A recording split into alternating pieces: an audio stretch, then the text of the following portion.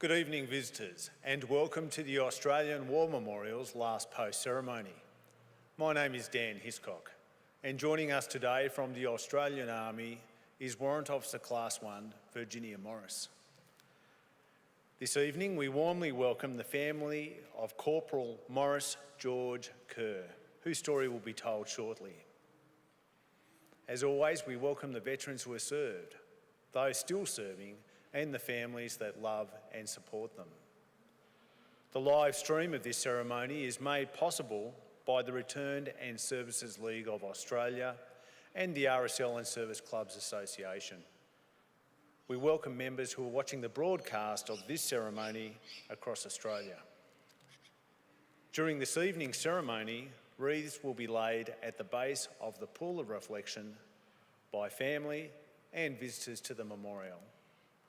If you're able, please stand and join in singing the national anthem.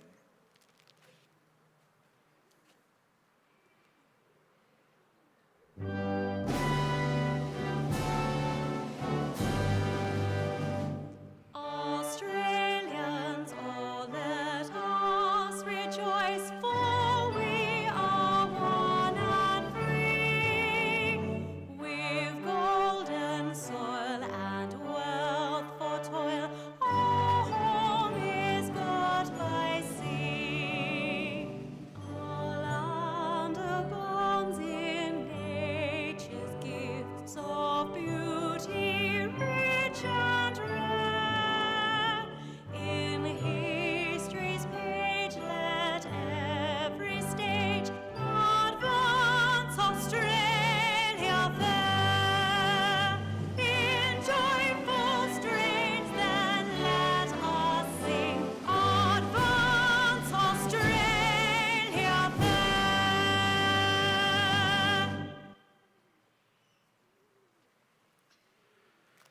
If you wish to and you're able, please be seated. The Australian War Memorial was the vision of Charles Bean, Australia's First World War official historian. Bean landed with the Australian troops on Gallipoli and stayed with them at the front through to the end of the war. The idea of this national memorial and museum came to him at Pozières, France, in the depths of the bloody fighting of 1916.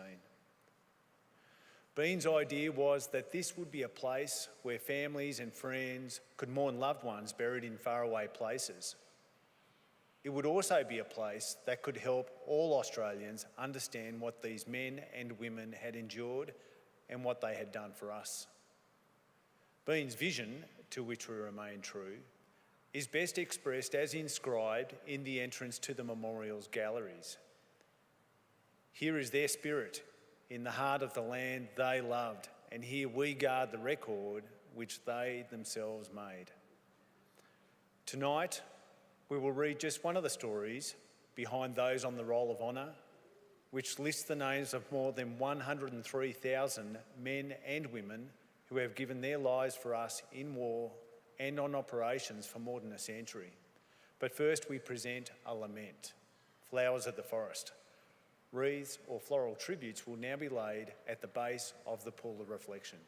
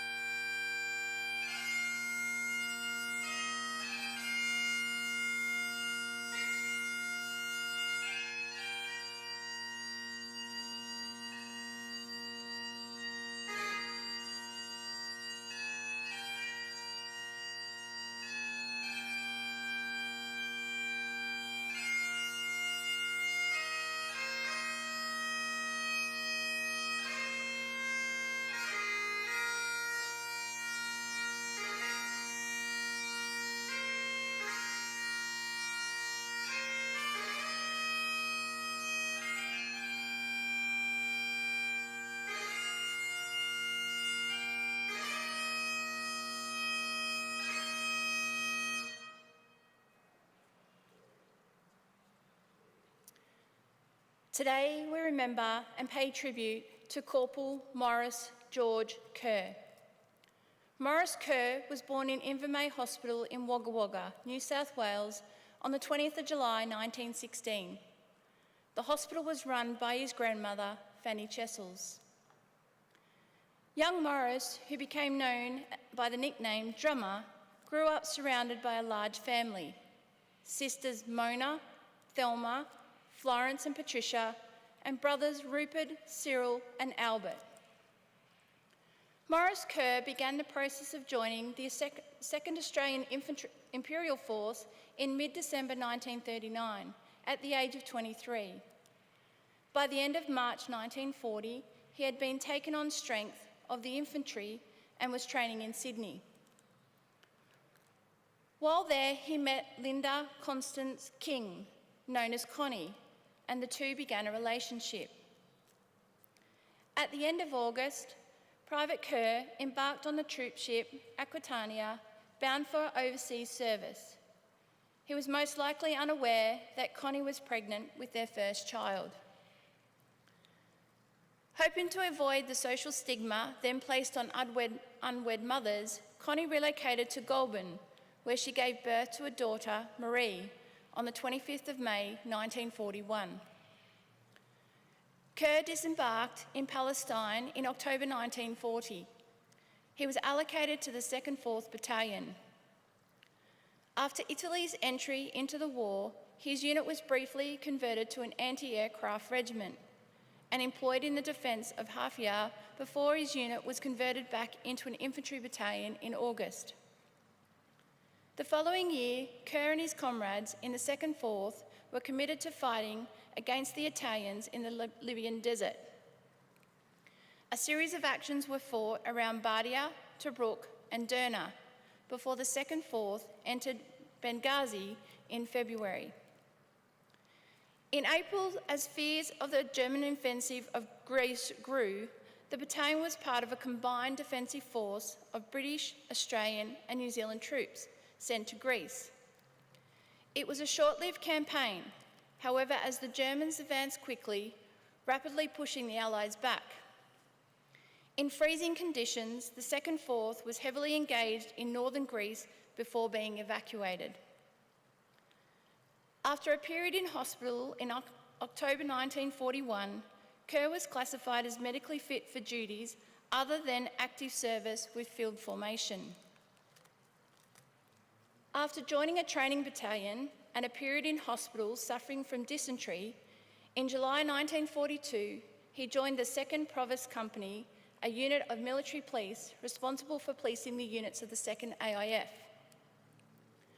Towards the end of the year, Kerr was promoted to acting corporal, and the following year, it was Corporal Kerr who arrived back in Australia, disembarking in Melbourne in late February.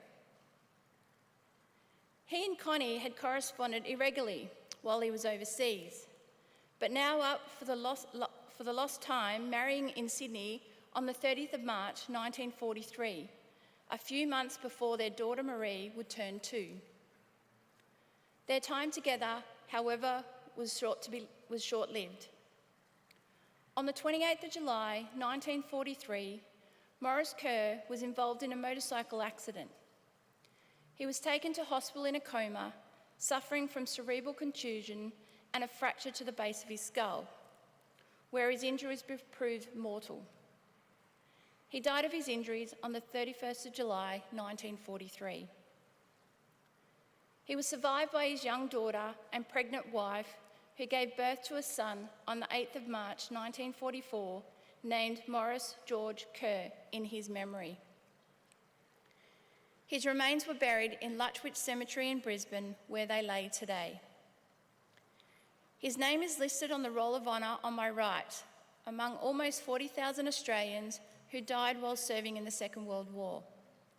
His photograph is displayed today by the Pool of Reflection. This is but one of the many stories of service and sacrifice told here at the Australian War Memorial. We now remember Corporal Maurice George Kerr, who gave his life for us, for our freedoms, and in the hope of a better world.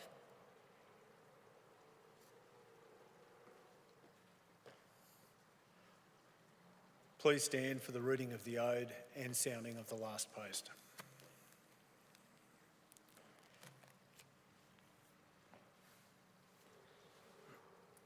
They shall grow not old as we that are left grow old. Age shall not weary them, nor the years condemn. At the going down of the sun and in the morning, we will remember them. We will remember them.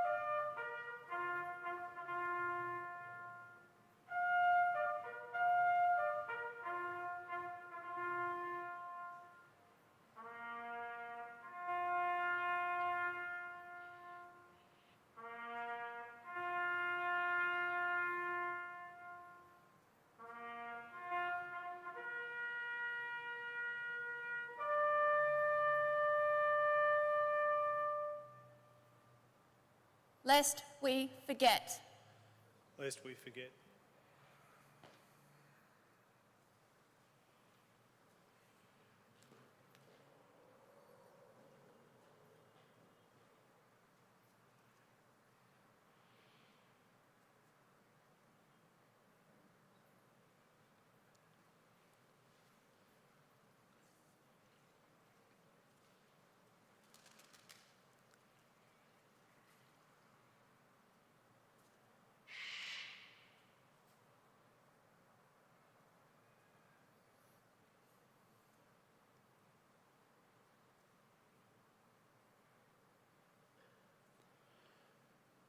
We leave you this evening with the words of the memorial's founder, Charles Bean.